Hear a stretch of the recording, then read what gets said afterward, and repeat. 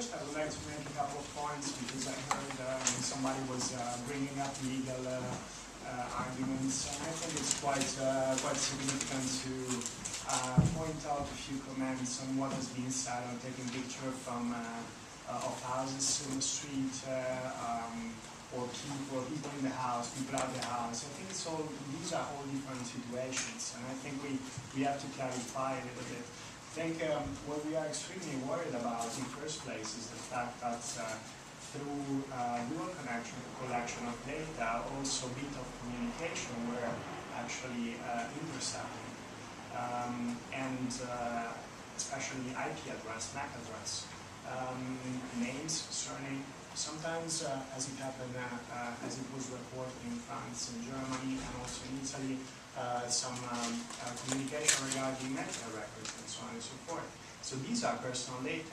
Personal data have to be processed in a way that is lawful. In order to process lawfully personal data, then you need to ask in principle for the consent. And I think that was the consent that Rob Halfon was talking about. If you take a picture of a house, you don't need to ask consent. Now we can argue on the fact that maybe if you take a picture of my house, of my garden, maybe I would like to have some money out of it because Google eventually is making business, so I would like to share a little bit of revenues of this business. But I think we need to focus on the fact that we are talking about personal data, and there are principles in order to fairly process and lawful personal data. And instead of that, I was called here to set a little bit of the wider situation. This is an audience from UK.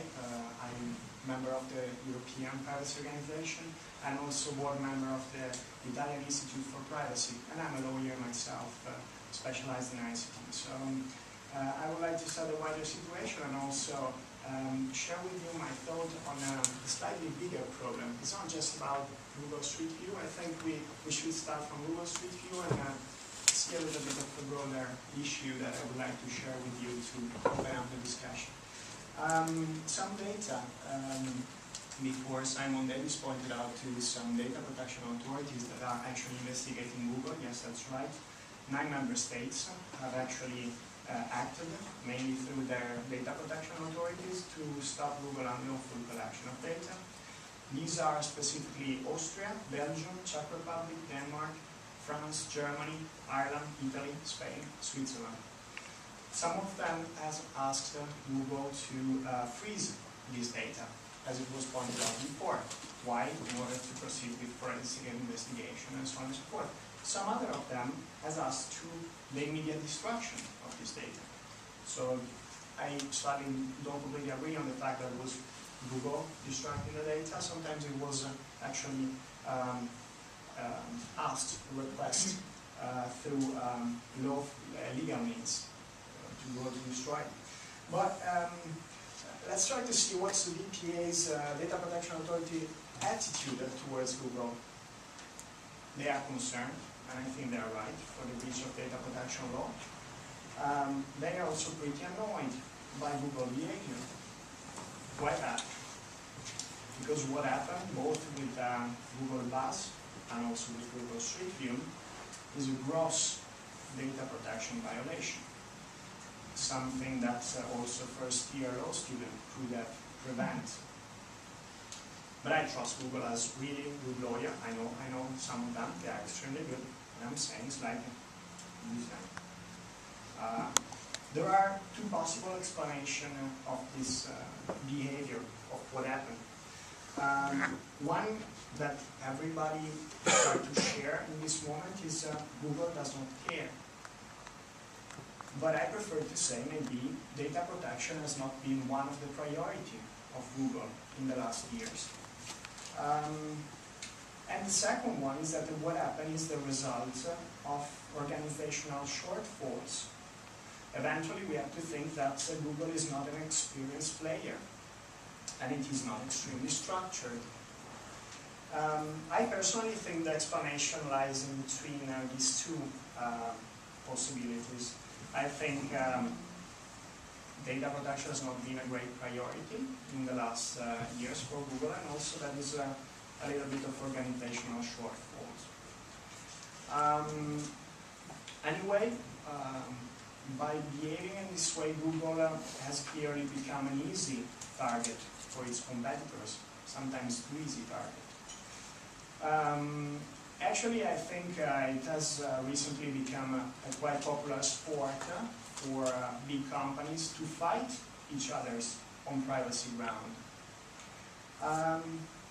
My suggestion is to be extremely careful. It's a very risky game.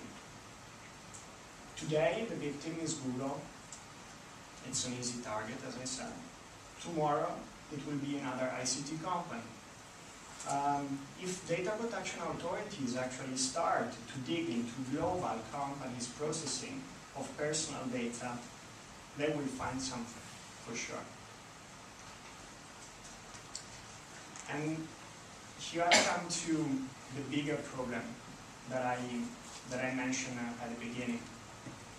Laws and regulation on the same matters are often not uniform around the world, and sometimes are even inconsistent. Objectively, it is very challenging, if not impossible, for a global, innovative ICT company to comply with all applicable laws in the world and keep their business up and running at fast pace. As far as data protection is concerned, more and more services are facing quite significant compliance issues related to the absence of global data protection rules and standards. One significant example is cloud computing, a sector in which I'm very much involved as a selected legal consultant for European and international projects. You can think about the European Network and Security Agency project on cloud computing risk assessment for business, or the government cloud project for government, or the cloud assurance metric international project. Cloud computing is significantly expanding. Services are global. Data privacy and data security are big concerns. Privacy compliance is a nightmare. And a lot of big companies are involved. Think about Google itself as one of the major players, Amazon, Microsoft, IBM, Salesforce. So all I'm saying is that instead of fighting each other's, it would be more beneficial for big companies and for users especially, if they start to work on best practice together with data protection authorities and data protection commissioners. Try to set out international sustainable privacy standards. For example, they could start to work on a practical explanatory memorandum, a real one, for the international standards on protection of personal data and privacy. That's the Madrid resolution from 2009. So my question is Google prepared to be a leader on this, as it is an innovation? A leader that can collect the effort of big ICT company working together to set out privacy, international privacy sustainable standards. I really hope so, and I have to say that as a member of the European Privacy Organization, we are extremely ready to set this multidisciplinary and multi-stakeholders table for discussion. Thank you very much.